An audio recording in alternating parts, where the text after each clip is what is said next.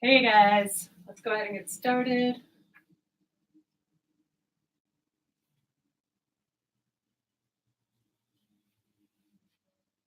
Okay, guys, why does it hurt? Oh, are you asking? Yeah, are you asking the question, right? I will, but it's not recording. So I need the review. Okay. Which one? Empowering. It's full. Never mind. Sorry, guys. We'll have to come back. Hold on. Okay, wait. We're going to be there. SD card. Sorry.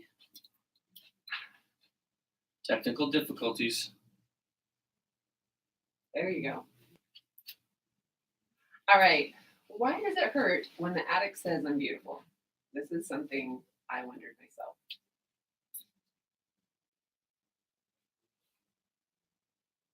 Okay, we've got a review, guys, that we want to read. Welcome to this episode today. You're going to hear me talk a little bit more peculiar than I normally do because I had a procedure done in my mouth, and it looks like Freddy Krueger tried to brush my teeth with his fingers. So, with that really awesome detail, just read a review. Exactly. I'm going to read a review. It's called Empowering. It says, I know it sounds cliche, but this podcast literally has been changing, has been life-changing. My husband and I were at the end of our rope. I listened to the first episode the day my husband asked for a divorce. This podcast has given me so much hope. It is the biggest reason we have both decided to be fully invested in the marriage. I had never heard of betrayal trauma. I think I was in denial that I had a problem. There's an episode for that. Thank you, Ashlynn, Coby, and Brannon, for sharing your stories, hearts, and your expertise. What a cool review. Keep working it. Yeah. Go for it. Guys, everybody's going to have a different path of recovery, and that might be that you see together. That might be that you end up divorcing your partner. But at the end of the day, this podcast is meant to give hope, is to share experience, and to model healthy recovery with 3 different perspectives. And so for you guys who are listening, we're grateful that you're here. Absolutely. I wanted to share a quick success for some of my new girls in group this week. We had a podcast from last week that was really empowering and to women or to those in betrayal trauma. And we had a lot of good feedback, which was exciting because that means you guys we're on the same page. Yeah. And you guys want to move past the hurt. And these women came into group and they had that mentality of, I'm here for me. I have hope that I can make change because I have the choice to do it. And, I'm here whether they show up or not. So Love it. I love it. Okay. All right. Let's dive right in. But before we get started. Okay. So when he says that you're beautiful, or he says that he wants you, he likes you, he loves you, that can be very triggering and not a good experience. Although he's saying something nice and he's saying something good, it can really suck, right? Why so, Ashlynn? Well, for me, and I know for so many others who've been through our story or similar, there was never a period of, I don't love you or you're not beautiful. And I know everyone's story is different, but right. Coby showed up and he was on social media and doting over how wonderful I was and what a good mom and how beautiful during his second affair. And so, as those Facebook memories would pop up, I'm like, Coby, look what you would do. And this was that a bit of overcompensation? Is that what you were doing? There was overcompensation, but I think there were also layered with moments of clarity as to what reality really was, as to who Ashlynn was, and the fact that she had stayed despite, So you truly were grateful for her and thought she was wonderful. Yeah, for sure. You weren't just full of it. No. And And see, that's the piece on this that was super vexing for me because, and in fact, I And remember, me. yeah, for sure. I remember writing you a note randomly in, I don't know, 2011, 2012. And you put it on the fridge for a long time in the old house. And I remember reading it and I'm in recovery and realizing, oh, dude, I was so in addict mode during all that. And it wasn't like I was looking at porn and then writing this note to you. It was one of those moments where my days, okay, so my days, there was a super small percentage, like a 0.5% day to day that was spent in addict mode. And the other part of the day, I wasn't, but I was definitely unskilled. I was not emotionally intelligent. I was not emotionally skilled. Okay. But my heart did long for you. It's just the big message was the painful message, which was I was in douche mode and I was acting out. The way you said that, it sounded so profound. I know. And then you're like, and it was that I was in douche mode. Right? Not professional. Bum, bum, bum. You know, this topic I love. It's complex though. It's, Yeah. you know, that there's different things and different phases of recovery that could be going on, or of the trauma that could be going on, that cause this feeling of like ickiness when it comes to him saying nice things to you. Yeah. You know, one thing that I see a lot of is he says nice things to you for him. And what that means is he wants to tell you you're beautiful. He wants to tell you you're loved because he's afraid that he's going to get abandoned. He's afraid that you know he's not a good husband, and so he's trying to do all the right things to keep you around. And so it's disingenuous, and you know, and she can sense that. She can feel that. You know, you're sending me these things because you're scared. You need this. So like, stop giving me the lip service, basically. Okay. Is a little bit too the idea of I hurt you, and so I'm trying to make up for it. Absolutely. So, okay. Yeah, and it's hard to believe as the spouse, where it's like, okay, you're acting out with these other women or with pornography or whatever, and then you're trying to make it right by telling me I'm beautiful. Right. It's very, it's icky, like you said, Mhm. and very confusing because I've had so many women as of lately who say, I've seen what they were looking at, or I know what that woman he cheated with looks Right. like. I don't measure up. Right. Like the reality is I look like this. And so Right. how can he look at me and say I am beautiful? Right. Although I do think that he can think both. That you know, he's lusting out with pornography or fantasy, where he's escaping. He can still think his spouse is beautiful.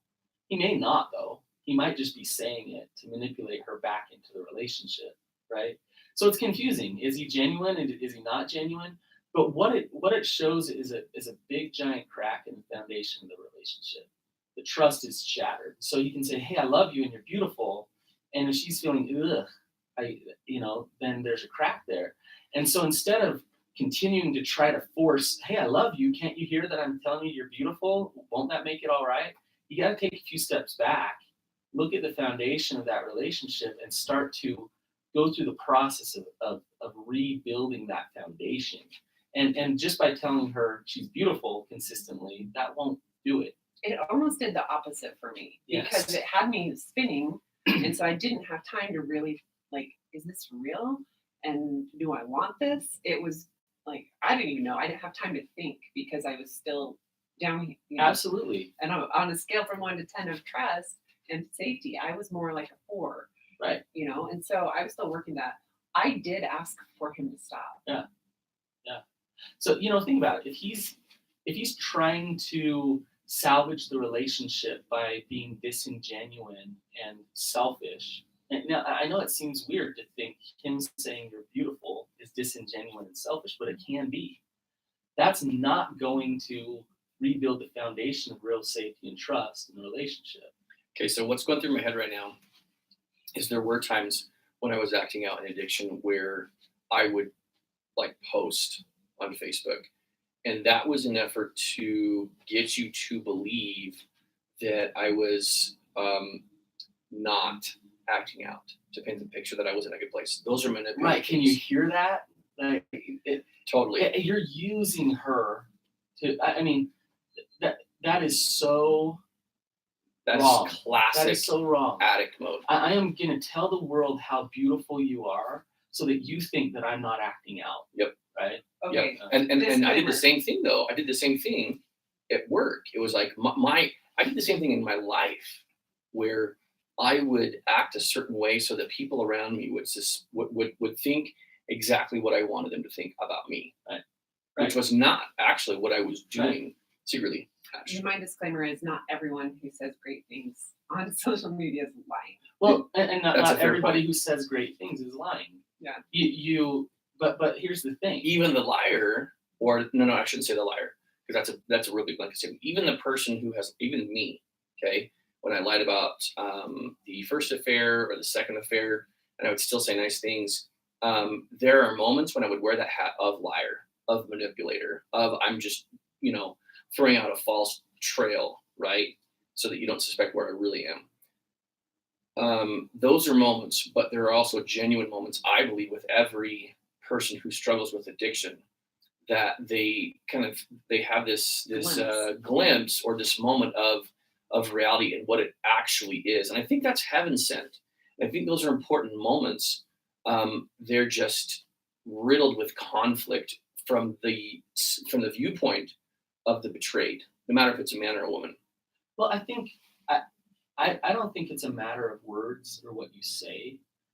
It's a matter of feeling. Mm-hmm. So you can feel whether they're really genuine or whether they're not genuine. And so they can say, I love you, you're beautiful. And that can be scary, but it can feel real, or it can feel like, shut up. Yeah. Like, ugh. So I think we were in the boat of the latter on that. well, for a while, yeah, it hurt too much for me to allow myself to is this real? Is this not? I was Right. still in too much hurt. You just want to disconnect Yes. no matter what. I just Yeah. needed a break from it. Yes. And so he did give me a break. It Right. wasn't like, don't ever do this again. But him giving you a break is saying, look, I respect you and I love you, and so I love all of you. If you need a break from me saying this to you, I'm okay to do that, and I'll give you that space. Instead of forcing it over and over and over again, that will show his fear and his weakness, and you won't feel safe with him. Yeah, and we always struggle with you're so pushy, and so it was reinforcing you're pushy. You're really pushing this belief onto me that I can't accept right now. Another part is it was all of his compliments seemed to be visual. So I was beautiful, and oh, you look so great in that outfit, and oh, look how beautiful you are. And so for me, it was I need to know why you love me outside of what I look like. Connect to my soul. Yes. Right. See me And deep down. So we kind of turned to that corner of, okay, maybe I'm ready to hear it, but I need to hear really why you love me. Right. You know what really says I love you is, you get me thinking, Ashlynn. What really says that you're beautiful and I love you is empathizing with somebody. Oh, it's holding space with their ugly, with the nasty, with whatever difficult, uncomfortable emotion they have. It's just validating that and seeing that and loving them in that. That really says, hey, I do love all of you, and all of you is beautiful. But if you're constantly disconnecting from everything a little bit uncomfortable about that person, but then you get to work in the morning and you send them a text of how much you love them, it's gonna be like, but BS, right? I think there's another thing that's kind of a different scenario that happens, and that's when recovery's happening. He is genuine. He is honest. He's trying to, not just trying. He's loving himself, so he's open to loving her. And she might really not like that, not because he's disingenuine. It might be because she's scared to get vulnerable again. Yes. She knows that it's real, and she just doesn't want to step into that. So it feels uncomfortable. Yeah. Right. And I had a friend this week that she's there. They're both working recovery. They've done a lot of work to heal. And she says, I don't feel like I'm in betrayal trauma, but I'm still working on me, right? She's Right. still in the growth mindset. Right. And she said, so when he brings me flowers or when he shows up for me, I feel that it's real and I see his sincerity and that Right. he really is making efforts. But her humanness is like on guard. Right. Like, keep those walls up. Right. Right. Right. So if I were him, I would continue to do what he's doing. If she asked him to stop, I would respect that, right? But it sounds like she likes it. She knows it's genuine, but she's working through her stuff because she's gonna have to step into some courage to start to open up again in the relationship, take those walls down, and actually really start to create some intimacy. But so she might not like it. Yeah. But she likes it. You know what I mean? She does. And the cool part of this friend, she's in one of my groups. She is very open. And so she's willing to go to her husband and say, I love the way this feels. It feels so good, but I'm so scared. Excellent. I'm still, That's pretty I rad. can feel my walls up. But so she's giving him something, right? She's not like shutting him down and this doesn't feel real or I don't like this. I'm triggered. That's different. Right. She's showing up and like, here's something. I am trying and I'm working through this, but I am recognizing it feels so real. she's speaking her vulnerabilities and her fears, and he's being honest and genuine. They're in a process of building that foundation of trust there. And so over time, they're going to look back and say, whoa, like we're close. We can talk about hard things. When you say something to me, I believe it. So if you say I'm beautiful, that feels good. But and they're not quite there yet, but they're definitely doing the right things to get there. Yeah, they're. I think worlds ahead of where they think they are. Right. Because of what I see them doing, having those conversations. This is an example of why it's imperative for both partners who are in a relationship where there's been betrayal to simultaneously do the work together. Not together as in like a couple sessions, but to each do their own individual work. And then engage in those processes. Exactly. And because just like you identified, if you've got the addict who is working on themselves and growing and is becoming more emotionally aware, more emotionally skilled, but their partner who's been hurt isn't, they're not gonna have the commensurate skill set or understanding to see what that progress actually is. Right. They're going to still see it through a lens of betrayal and hurt, which is normal, but there's so much more life beyond that. And doing the work and growing through betrayal trauma is a super key function. I wanted to identify one other thing on this is talk is cheap if you're the addict. And I remember hearing that lots. And what was also an interesting little caveat for our relationship is when Ashlynn would be out of town and I would relapse, I would do what, Ashlynn? Clean. Not just clean. I would Deep clean. I was like move furniture and vacuum, like a bed. I would just next time you couches. relapse, could you come over? Right. I would deep clean bathrooms. Because when I'm avoidance, I clean too. So we're really healthy. No. It was just a funny thing because then when for a season after, right, even into recovery, when I would clean Ash, I was like, wait a second, you're cleaning What's it. going on? Like what exactly is going on? Here's my point is talk is cheap and actions can be meaningless if there isn't an emotional depth. What is the intention underneath those things? Like own it.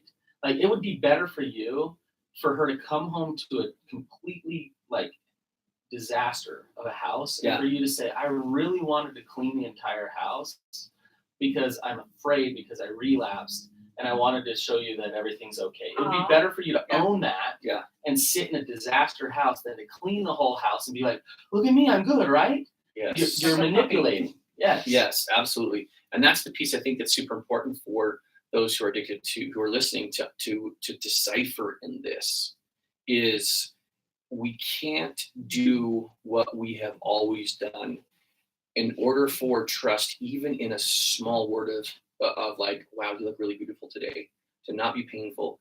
It must be accompanied with personal individual growth, which And like you integrity. said, and integrity, which is like you said, it's like an example of it is to show up with empathy for the betrayed, but also remember that part of doing your own work and growing internally to have empathy starts to grow this self-love and this self-confidence. There's no way that I can sufficiently love you in word or in deed if I don't begin the process of loving my own self. And so that's a loving your own self despite what you have done is a byproduct of doing your own work and Well- developing the emotional skill set and Well, recovery skill On set. the flip side of that, in going along with this topic, if I let's say my spouse, my wife, said, "You're amazing. I love you so much because you're amazing," and I really, really deep down felt like I was not amazing, right? So she might be as genuine and authentic and real with me as she can possibly be. She's being honest about how she views me. If within myself I don't view myself that way, I'm not gonna like that she's saying that to me. Yeah. Yes. So that's all within me, right? I think it was both for us for sure, because if I don't feel enough and I know who he's been with and what he's seen, Right. nothing he says will make it Right.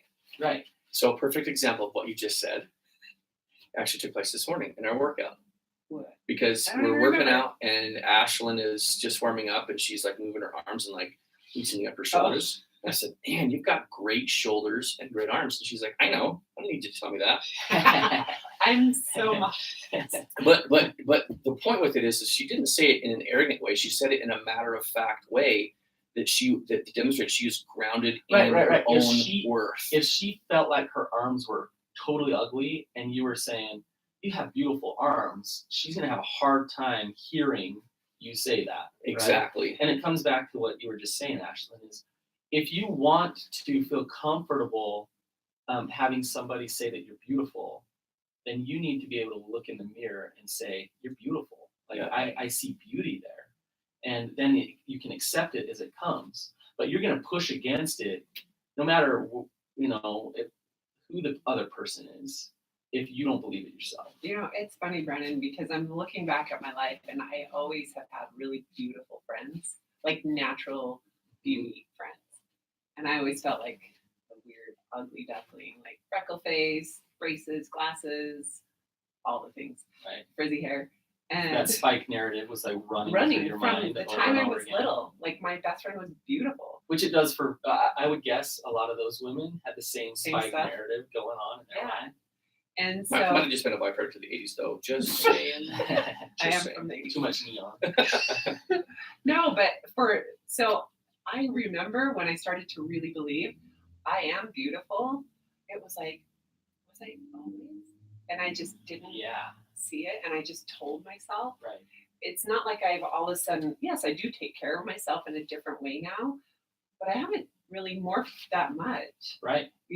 So Yes, you were always. And the truth is it was there, right? Definitely. And to rediscover that opens up the possibility to hear it from others. yeah, it Right. has. Yeah. So my stamp on this, yes. Yes. So just to review, okay? So if you're gonna be impeccable with your word. It's one of my favorite agreements from the book of Word Agreements. If you're gonna say that somebody's beautiful, mean that they're beautiful. Don't say it with ulterior motives, with manipulations. Like, speak your truth and be impeccable with that word. That's really important. You will destroy trust and safety by saying nice things to your spouse if you're full of shiz, right? Totally. So And one just to speak to that, I think one important thing on this particular topic is if your partner has come to you and said, "Don't tell me those words," honor that. yes. If they've come to you and said that, then honor that. If they haven't, Actually, don't just honor it. Listen to that as, okay, there's a foundational piece busted here. yeah, What can I shift to start to heal that foundation? And I that's gotta about- show that's it good some feedback. way. Yeah. that's some other way. your own internal feedback that she needs or that he needs in order to accept that. But keep this in mind is if you say, for instance, do you remember what my response? So, for instance, in this particular situation this morning, when I said, "Ashlynn, your shoulders and arms are great," she's like, "I know that." Do you remember what I said in response? Okay, Something I like- said, I don't care if you know it or not. I'm just Oh. saying it. Like that's what. So my point with it is your partner. You might be growing internally, and you might share something with your partner that they don't accept. And what's okay to respond with is, I get why you don't like me hearing that, but that's my truth, and I'm present. I'm in the moment, and I'm telling you what my truth is. Yeah. And you can accept that or not, but that's where As I am. long as you're being honest with me. Yeah. That's awesome. That is a super important piece, because therein is a demonstration of confidence amidst pushback. Yes. I love, and that will create safety. Yeah. Because you can handle the uncomfortableness of where they're at with what you're saying. But if you're being honest, if you're being true, you can stay in that truth. Yep. You know, even though they're pushing back against Because it. there's certain kind of energy that's associated with Right. being able to say, I accept the fact you don't like that. Right. But that's my truth, and I'm telling Right. you anyways. If you're not in that place, if you're doing this in a very manipulative, disingenuous way, the corresponding energy will be there, and they will feel the BS Right. in that statement. I So be I did warned. try something though. Like, Jenny's been doing this with me a little bit, and I actually love it. It's totally hot, and I love it. Yeah, like I'll say Hey to guys, her, I'll the say like, legend's about to put it down. Pay close attention. no, I'll just say something to her like, "You're amazing. You're just awesome. I'm lucky to have you." And she'll say like, "Yeah, you are."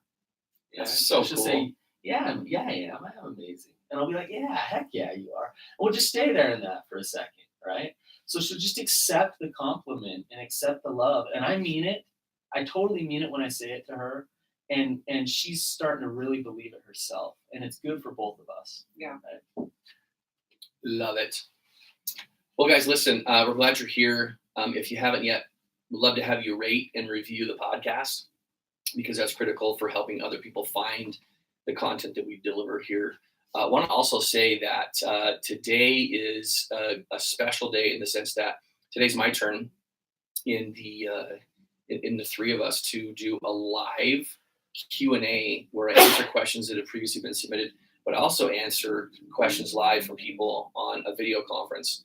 And yeah, it's the intimate access tier 3 level of our Patreon site, our premium site. And if you haven't experienced that, come over, because every month Brannon, Ashlynn, and I take 30 to 45 minutes and we answer questions live and we interact live.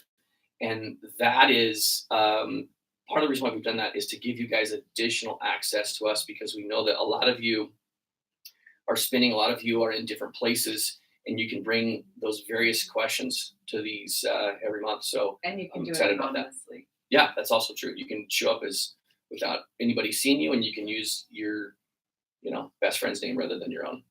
Anyways, thanks for being here, guys. Awesome to see you guys.